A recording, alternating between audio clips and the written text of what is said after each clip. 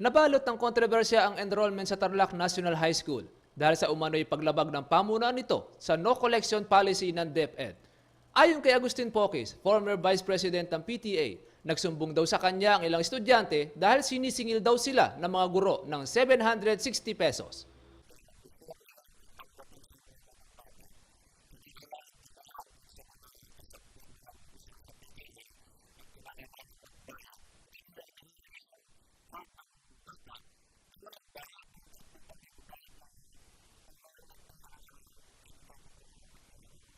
Itinanggi ng pangasiwaan ng eskwelahan ang mga sumbong na ito at naninindigan na walang nangyayaring sapilitan na koleksyon.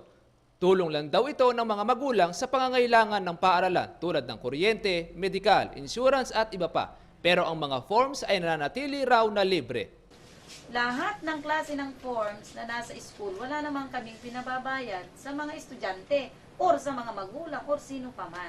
Sa kasalukuyan ay inaayos ang formal na dialogo ng mga magulang at guro upang mabigyan linaw ang suliraning ito. Virgilio Bunag para sa Hataw Balita ng UNTV News Worldwide. Virgilio Bunag para sa UNTV News Worldwide at ito ang balita.